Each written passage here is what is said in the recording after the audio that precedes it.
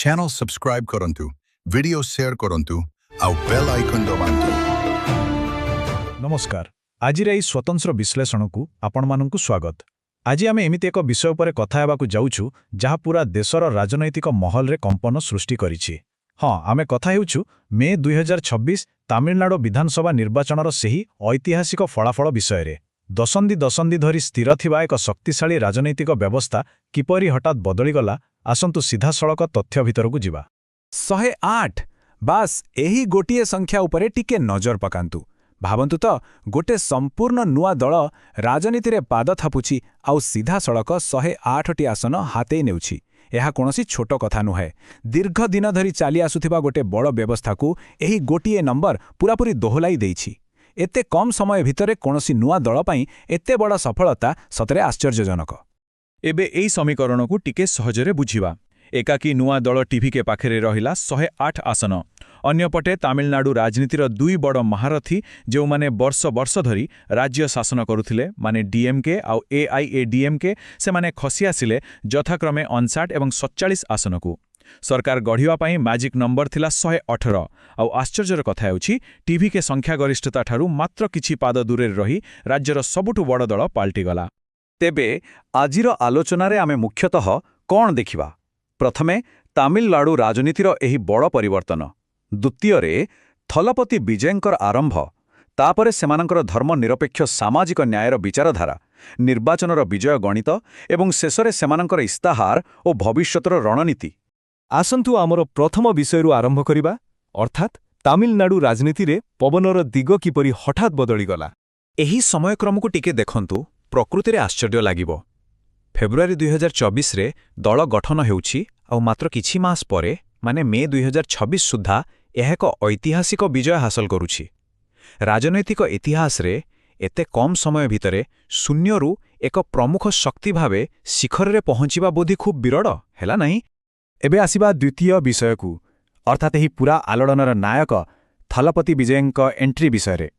जेउ व्यक्ति एही सफलतार केन्द्रबिंदुरे अछंती से हेले अभिनेता सी जोसेफ विजय, जहांको तांको फैंस माने बहुत श्रद्धारे डाकंती थलपति। तांको दल तामी झगा वेट्री कजगाम बा शॉर्ट रेट टीवी केर अर्थ कौन जानिछंती?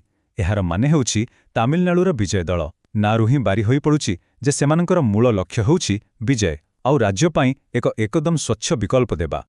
कौनसी आंदोलन सेबे सफल हुए जेबे तार मूल मंत्र लोकंक हृदय को छुए। टीवी केर स्लोगान उपरे नजर पकांतु, पिरप्पकुम एल्ला उइरकुम।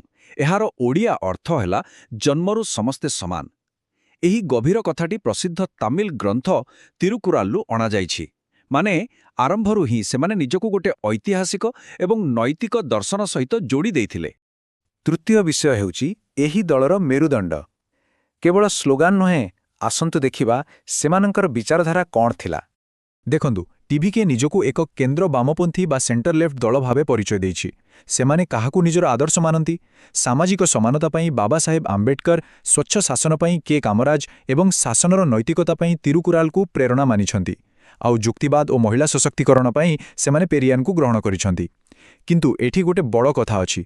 पेरियारंकर जो कठोर नास्तिकता थिला ताकु न आपणे दल केवल निजको धर्मनिरपेक्ष बोली स्पष्ट करिछि। राजनीति रे आपण काहाकु विरोध करूछंती ताहा आपणकर रास्ता स्पष्ट करे। टीवी के एही क्षेत्र रे पूरा क्लियर थिला। सेमाने बीजेपी को निजर वैचारिक प्रतिद्वंदी बोली खोलाखोली घोषणा कले। और राज्य भितरे दीर्घ दिनरु क्षमतारे थिबा डीएमके को सेमाने निजर मुख्य राजनीतिक विरोधी बनाइले। एहा पछर मुख्य कारण थिला दुर्नीति आउ परिवारवाद। पूरा simple and straight forward strategy. एबे आसिबा सबुठु रोचक विषय को, चतुर्थ भाग 2026 निर्वाचनर प्रकृत गणित। केवल सीट नुहे बरं भोट प्रतिशत को टिके नजर पकांतु, सबु किछि जलजल होई दिसिबो। टीवी के एकाकी 35% भोट निज पकेट्रे पुराई देला, जेउठी पारंपरिक दल डीएमके 24% आउ एआईएडीएमके मात्र 21% रे अटकी गले। स्थापित दरगुड़िक विरुद्धरे एते बड़ व्यवधान प्रमाण करुछि जे लोके केते बड़ धरणर परिवर्तन चाहुथिले। आपण माने निश्चय भाबुथिबे एही मैजिक हेला केमिति? मुख्यतः 4टी कारण अछि। प्रथम, विपुल युवगोष्ठी एवं प्रथम थर भोट देउथुबा मतदातांकर समर्थन। द्वितीय, सेमानकर परिवर्तनर वार्ता। तृतीय, शासक दल विरोधरे थिबा असंतोष बा एंटी इनकम्बेंसीर पूरा फायदा सेमाने उठाइले। ଆଉ ସବୁଠୁ ବଡ଼ ସାହସିକ ନିଷ୍ପତ୍ତି ଥିଲା କୌଣସି ବଡ଼ ଦଳ ସହ ମେଣ୍ଟ ନ କରି ଏକାକୀ ଲଢ଼ିବା। ଲୋକେ ଏହାକୁ ହିଁ ଏକ ପ୍ରକୃତ ସ୍ୱଚ୍ଛ ବିକଳ୍ପ ଭାବେ ଗ୍ରହଣ କଲେ।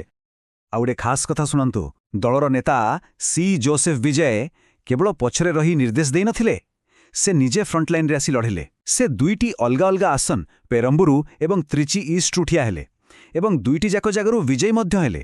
ନେତାଙ୍କର ଏହି ନିଜସ୍ୱ ବିଜୟ ତାଙ୍କ ଉପରେ ଥିବା ଲୋକଙ୍କର ଆସ୍ଥାକୁ ଆହୁରି ମଜବୁତ କରିଥିଲା। ବର୍ତ୍ତମାନ ଆମେ ପହଞ୍ଚିଗଲୁ ଆମର ଅନ୍ତିମ ଭାଗରେ, ଦଳର ଇସ୍ତାହାର ଏବଂ ସେମାନଙ୍କର ଭବିଷ୍ୟତର ରାଜନୀତି।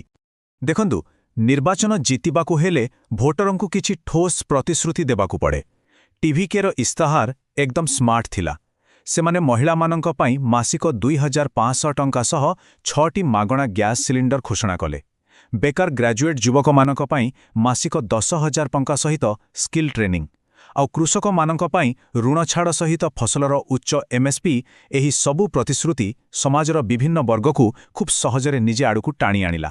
କିନ୍ତୁ ପୁରା ଇସ୍ତିହାରେ ଯେଉଁ କଥାଟି ସମସ୍ତଙ୍କୁ ଆଶ୍ଚର୍ଯ୍ୟ କଲା, ତାହା ଥିଲା ଏକ ନୂଆ ଆର୍ଟିଫିସିଆଲ ଇଣ୍ଟେଲିଜେନ୍ସ ବା AI ମନ୍ତ୍ରଣାଳୟ ଗଠନ କରିବାର ପ୍ରସ୍ତାବ। ପୂରାପୂରି ଆଧୁନିକ ଏବଂ ଆଉଟ୍ ଅଫ୍ ଦ ବକ୍ସ। ଏମିତି ଏକ ପ୍ରତିଶ୍ରୁତି ସହରାଞ୍ଚଳର ଏବଂ ଉଚ୍ଚଶିକ୍ଷିତ ମତଦାତାଙ୍କୁ ବହୁତ ଇମ୍ପ୍ରେସ୍ କଲା। ଏହା ପ୍ରମାଣ କଲା ଯେ ଦଳ କେବଳ ପୁରୁଣା ସମସ୍ୟା ନୁହେଁ, ବରଂ ଭବିଷ୍ୟତର ଟେକ୍ନୋଲୋଜି ପାଇଁ ମଧ୍ୟ ପୁରା ପ୍ରସ୍ତୁତ ଅଛି। ଏବେ ଆଲୋଚନାର ଶେଷରେ ଆମ ଆଗରେ ସବୁଠୁ ବଡ଼ ପ୍ରଶ୍ନ, ଏଇ ଯେଉଁ ଆଞ୍ଚଳିକ ରାଜନୀତିରେ ହଠାତ୍ ପରିବର୍ତ୍ତନର ଝଡ଼ ଆସିଲା, ଏ ନୂତନ କେନ୍ଦ୍ର ବାମପନ୍ଥୀ ଯୁବ ଆନ୍ଦୋଳନ କ'ଣ ଭାରତୀୟ ରାଜନୀତିର ଦୀର୍ଘକାଳୀନ ଭବିଷ୍ୟତକୁ ବଦଳାଇ ଦେବ? ତାମିଲନାଡୁର ଏହି ଐତିହାସିକ ଘଟଣା କ'ଣ ଅନ୍ୟ ରାଜ୍ୟମାନଙ୍କରେ ମଧ୍ୟ ପୁରୁଣା ବ୍ୟବସ୍ଥା ବିରୋଧରେ ଏକ ନୂଆ ବିକଳ୍ପ ସୃଷ୍ଟି କରିବାରେ ବାଟ ଖୋଲିବ? ଏହା ଏମିତି ଏକ ପ୍ରଶ୍ନ ଯାହା ଉପରେ ଆମ ସମସ୍ତଙ୍କୁ ନିଶ୍ଚୟ ଚିନ୍ତା କରିବାକୁ ପଡ଼ିବ। ଆଜିର ଏହି ବିଶ୍ଳେଷଣରେ ଆମ ସହ ସାମିଲ ହୋଇଥିବାରୁ ଆପଣମାନଙ୍କୁ ବହୁତ ବହୁତ ଧନ୍ୟବାଦ।